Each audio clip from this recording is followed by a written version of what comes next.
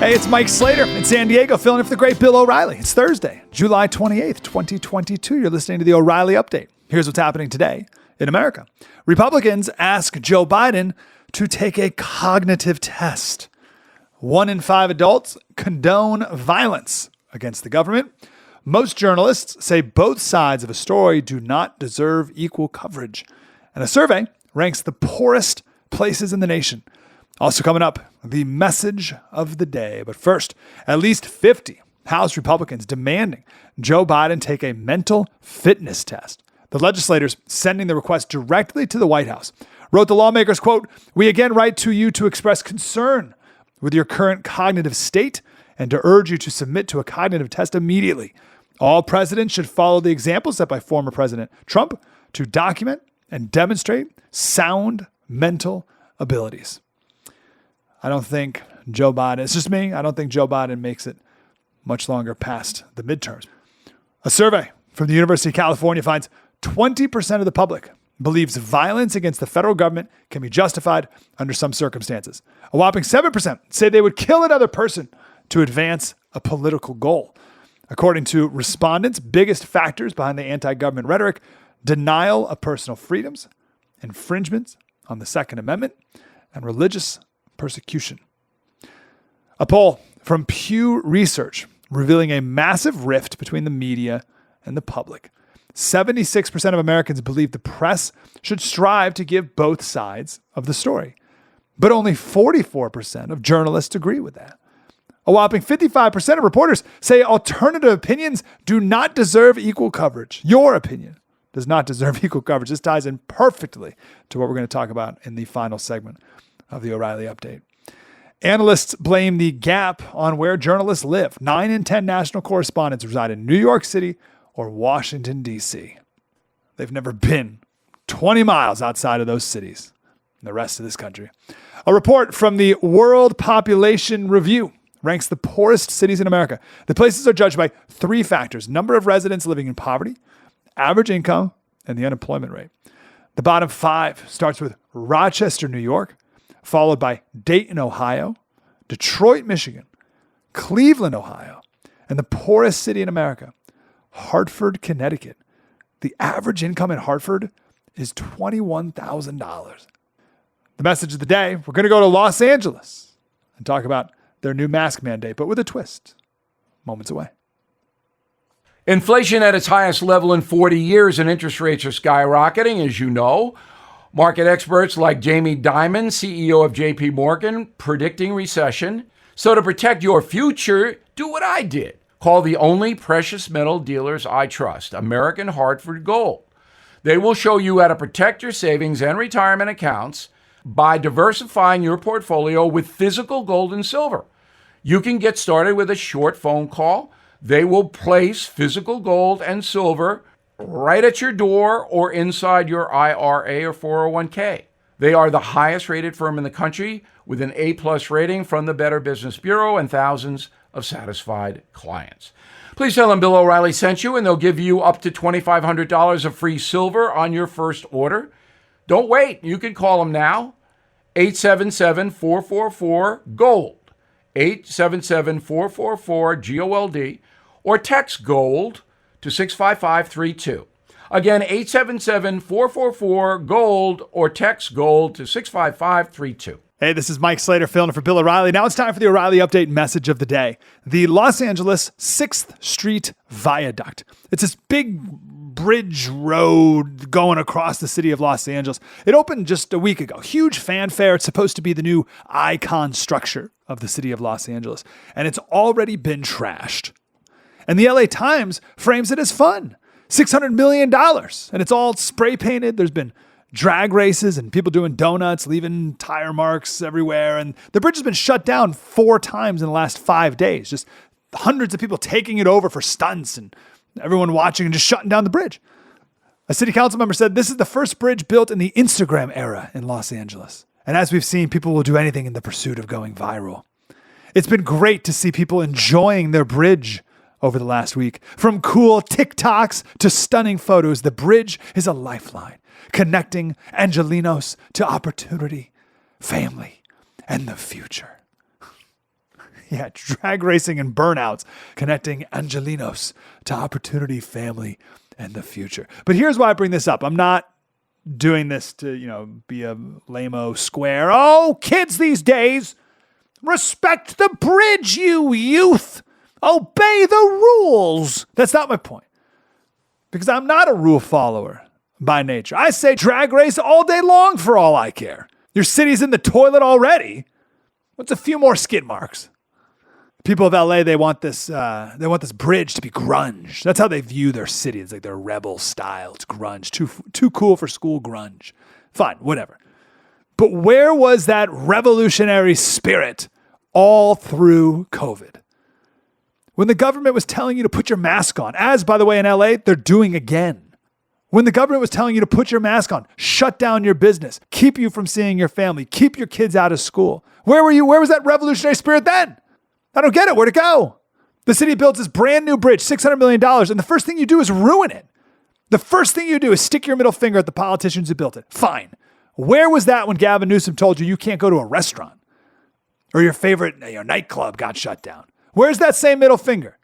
Why didn't you drag race all over all the COVID decrees? Why didn't you do wheelies and spinouts all over the mayor of LA telling you can't leave your house? And I said the same thing about New Yorkers. Supposedly the toughest people in America. Don't mess with New York. Unless you're Bill de Blasio and he says you can't leave your house, in which case all the New Yorkers castrated themselves and obeyed orders. There's signs all over New York that says, if you honk your horn, you get a fine. Right? Which means people used to be constantly honking their horns all the time. Hurry up, get out of the way, right? Nonstop. Right? You go to a restaurant, you better hurry up and make your order. The soup Nazi's going to kick you out if you don't hurry up. But with COVID, oh, yes, sir. Whatever you say, health department. What happened to our cities? We used to be tough. Now we're all tripping over ourselves to obey orders from Tony Fauci. What in the world's happening? So listen, people of Los Angeles, spray paint your bridge. Spray paint, burn out, drag race, fornicate, defecate, urinate, do whatever you want. But please be consistent. Take that same revolutionary spirit and apply it to COVID.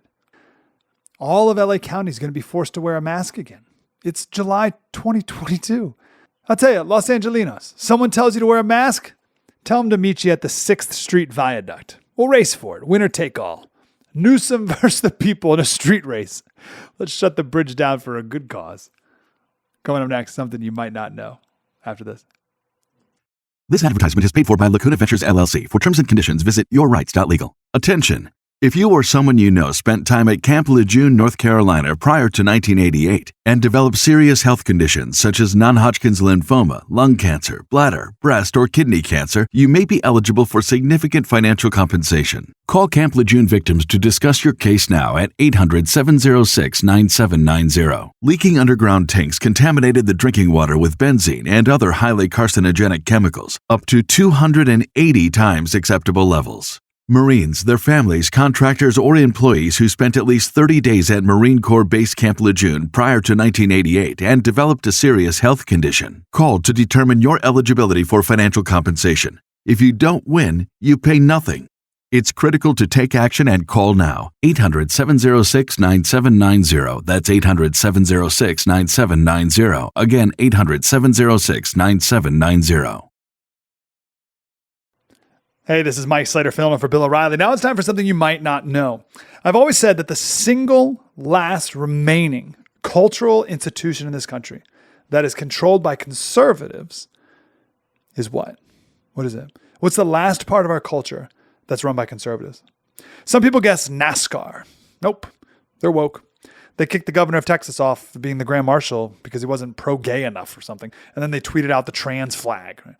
Medical school? Nah. Med school students spend more time learning about how men can give birth than women.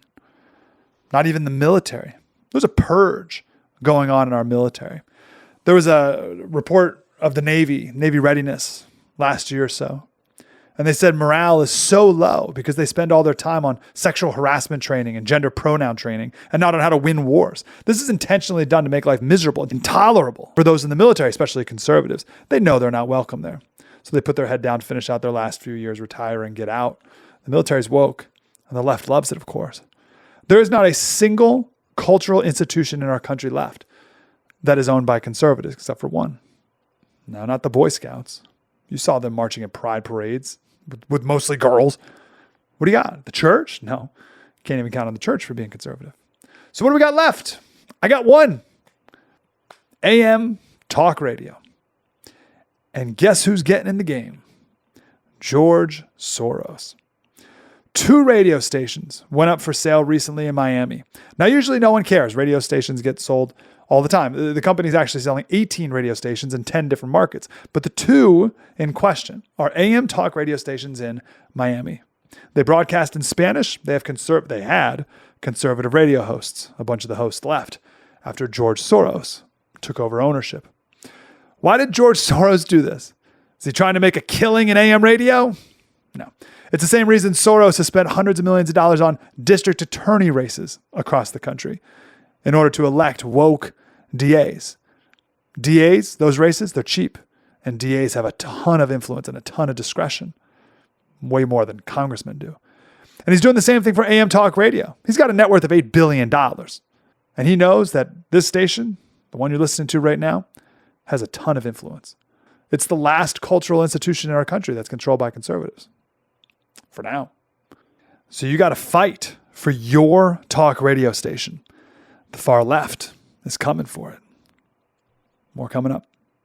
This is a special alert to all Americans who own a vehicle with less than 200,000 miles with an auto warranty about to expire or with no warranty coverage at all. Due to a decline in the economy, CarShield is announcing a low-cost month-to-month vehicle protection plan that is now available to the public to save any driver out-of-pocket expenses on future auto repairs. Call now to find out how you can pay almost nothing for covered auto repairs. Yes, you heard that correctly. Pay almost nothing for covered auto repairs. An open phone line has been established for all drivers to call for a free quick quote. Call 800-925-7584 now. Drivers who are covered will not have to pay for covered repairs again. This protection plan is at an all-time low. Additionally, drivers who activate this vehicle protection today will also receive free roadside assistance, free towing, and car rental options at no additional cost. Call us for your free quick quote today. 800-925-7584. That's 800-925-7584. What do you have to lose? Call 800-925-7584. Again, 800-925-7584.